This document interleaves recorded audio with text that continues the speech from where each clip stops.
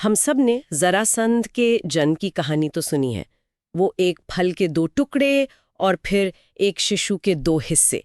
लेकिन आज हम इस बात की गहराई में जाएंगे कि उसके जन्म के इस अजीबोगरीब तरीके ने उसकी राजनीति, उसके अहंकार और आखिर में उसकी मौत की कहानी पहले से ही कैसे लिखती थी। बिल्कुल। ये कहानी मगध के उस सम्राट की है जिसका जन्म ही उसकी सबसे बड़ी ताकत और उसकी सबसे घातक कमजोरी दोनों का राज था। सही कहा।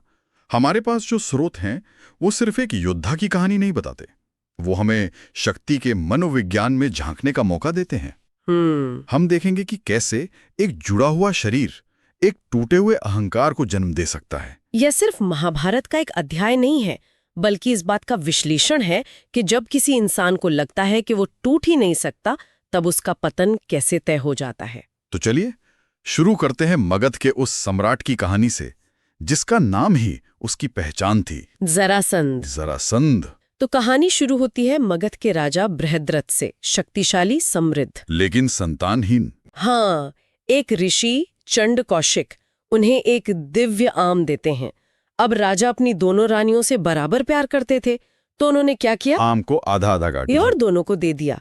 यहीं से सब कुछ असामान्य होना शुरू हो जाता है। और ये जो असामान्यता है यही तो कहानी की नींव है। 9 महीने बाद दोनों रानियों ने एक एक शिशु को जन्म नहीं दिया, नहीं, बल्कि एक शिशु के 2 मृत हिस्सों को जन्म दिया। एक आधा शरीर एक रानी से, दूसरा आधा दूसरी रानी से। आप सोच सकती हैं महल में कैसा माहौल होगा, शोक, डर। बिल्कुल। उन टुकड़ों को अपशगुन मानकर जंगल में फेंकवा दिया गया। और यही कहानी का वो हिस्सा आता है जो किसी लोक कथा जैसा लगता है ना। हाँ बिल्कुल। जंगल में जरा नाम की एक राक्षसी रहती थी। उसने इन 2 टुकड़ों को देखा और शायद भोजन के लिए या सिर्फ जिज्ञासा में उसने उन्हें एक साथ रख दिया। बस यूं ही, और जैसे ही उसने उन दोनों हिस्सों को जोड़ा, एक चमत्कार हुआ। वो मृत शरीर जुड़ गया, उसमें जान आ गई और बच्चा जोर जोर से रोने लगा। ये तो अविश्वसनीय घटना थी। हाँ, जरा ने उस बच्चे को राजा को लौटा दिया। जब ऋषि चंड कौशिक को ये पता चला तो उन्होंने भविष्यवाणी की कि ये बालक असाधारण रूप से शक्तिशाली होगा। और उन्होंने ही उसका नामकरण किया। बिल्कुल। उन्होंने कहा क्योंकि इसे जरा ने संधि दी है, मतलब जोड़ा है, इसलिए इसका नाम जरासंध होगा। यहाँ मुझे एक बात हमेशा से बहुत दिलचस्प लगती है। क्या? उसका नाम ही उसकी पूरी कहानी बता देता है ना। जरा द्वारा जोड़ा गया, ये सिर्फ एक नाम नहीं है, ये तो इसके अस्तित्व का ऑपरेटिंग मैनुअल जैसा है। हाँ, आपने बिल्कुल सही पकड़ा। ये सिर्फ एक शारीरिक सच्चाई नहीं थी, ये एक मनोवैज्ञानिक और राजनीतिक रूपक भी है। सोचिए, एक ऐसी शक्ति जो मौलिक रूप से अखंड नहीं है, बल्कि 2 हिस्सों को जोड़कर बनाई गई है। जैसे कोई विलय हुई कंपनी। क्या बात है, बिल्कुल सही उदाहरण। बाहर से बहुत शक्तिशाली दिख सकती है, लेकिन उसकी सबसे बड़ी कमजोरी वही अंदरूनी दरार होती है जहां उसे जोड़ा गया है। तो जरासंध का साम्राज्य भी, उसकी शक्ति सब कुछ इसी सिद्धांत पर आधारित था।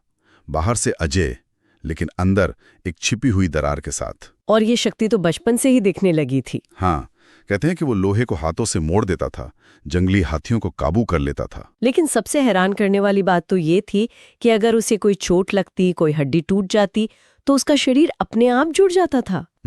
राजा बृहद्रथ को अपने बेटे पर गर्व तो था, लेकिन कहीं ना कहीं एक डर भी था कि ये अमानवीय शक्ति कहीं विनाश का कारण न बन जाए। और उनका डर सही साबित हुआ।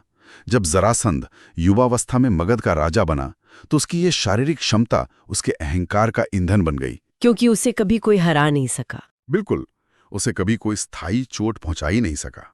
इस वजह से उसके मन में ये बात घर कर गई कि वो अजेय है, कि उसका पतन असंभव है। उसका शरीर तो जुड़ जाता था, पर उसका अहंकार उसे विवेक से नहीं जोड़ पा रहा था। और यहीं से उसने अपनी विस्तारवादी नीति शुरू की। एक ही लक्ष्य, चक्रवर्ती सम्राट बनना और पूरे आर्यावर्त पर मगध का झंडा फहराना।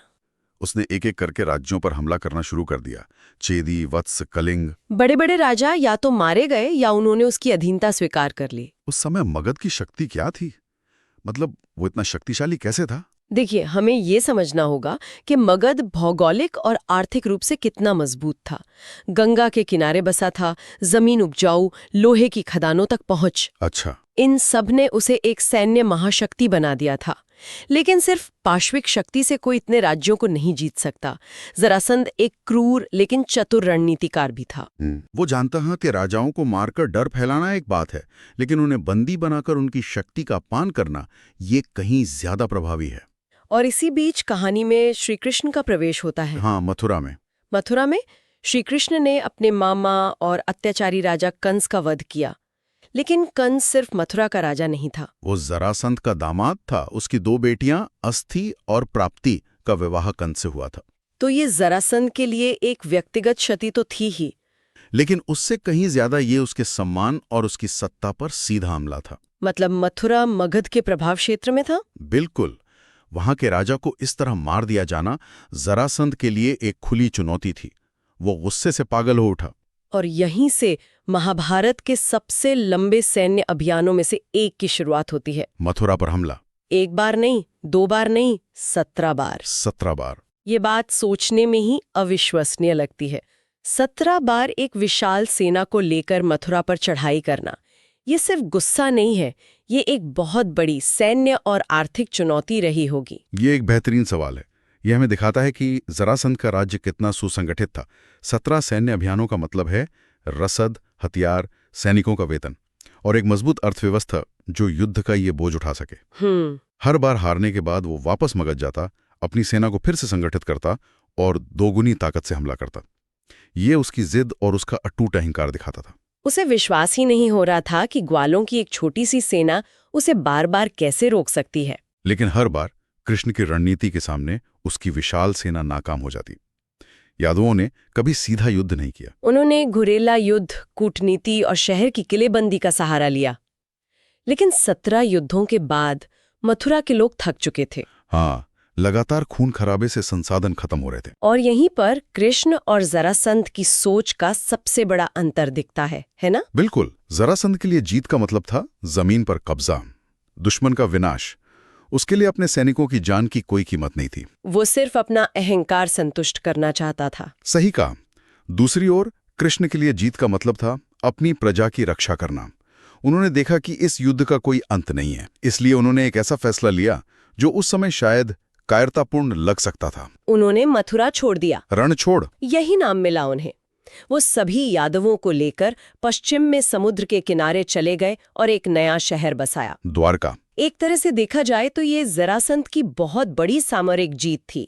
उसने अपने सबसे बड़े दुश्मन को अपनी जमीन छोड़ने पर मजबूर कर दिया। जीत तो थी, लेकिन ये एक खोखली जीत थी। कैसे? कृष्ण ने अपनी प्रजा को बचा लिया, जबकि जरासंध ने सिर्फ एक खाली शहर पर कब्जा किया।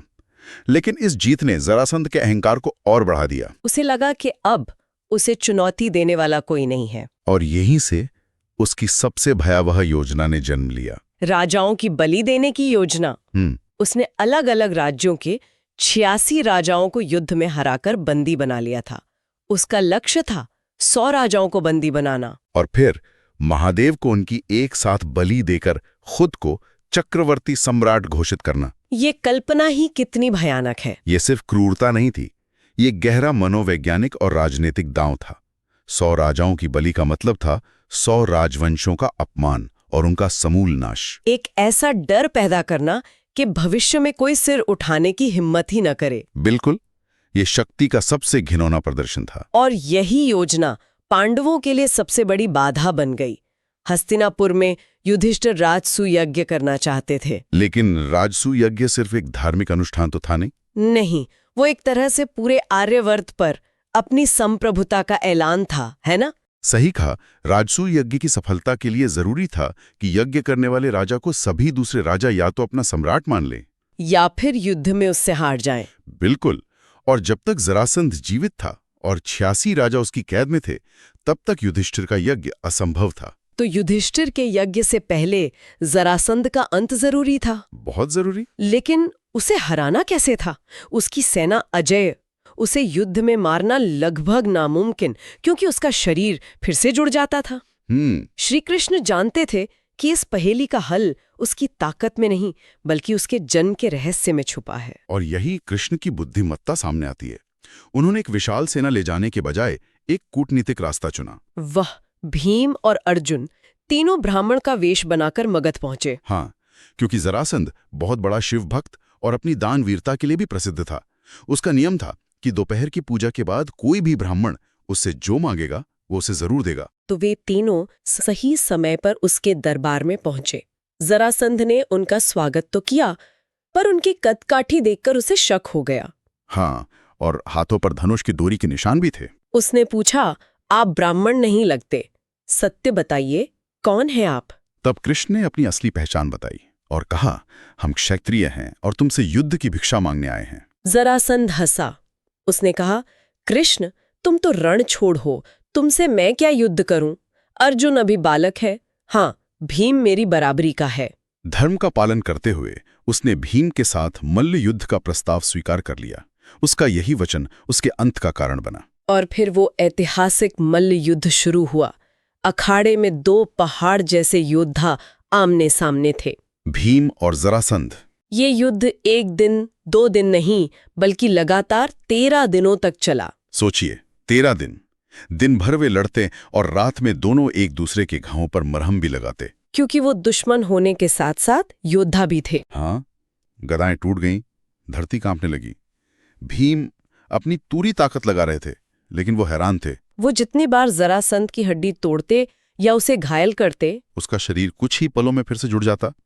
अब सोचिए, एक ऐसा योद्धा जिसे आप मार ही नहीं सकते, आप उसे काटते हैं और वो आपके सामने ही फिर से जुड़ जाता है। भीम के मनोविज्ञान पर इसका क्या असर पड़ रहा होगा? 13वें दिन तक भीम शारीरिक रूप से तो थक ही रहे थे, मानसिक रूप से भी टूटने लगे थे। और कृष्ण ये सब चुपचाप देख रहे थे। वो जानते थे कि सिर्फ शारीरिक बल से जरासंध को नहीं हराया जा सकता। यहां बुद्धि की जरूरत थी, उस रहस्य को जानने की जरूरत थी जो उसके जन्म में छिपा था। 14वें दिन जब भीम लगभग हार मानने वाले थे, तब कृष्ण ने इशारा किया।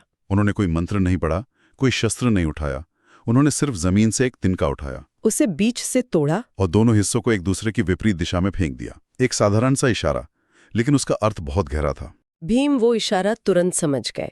उन्हें याद आ गया कि जरासंध का जन्म कैसे हुआ था। उन्हें समझ आ गया कि जिस शक्ति को जोड़ा जा सकता है, उसे अलग भी किया जा सकता है। बिल्कुल। अपनी सारी बची हुई ताकत लगाकर उन्होंने जरासंध को उठाया, हवा में घुमारा और अपनी जांघों पर रखकर उसे बीच से 2 हिस्सों में चीर दिया। लेकिन ये काफी नहीं था, असली कदम अब बाकी था।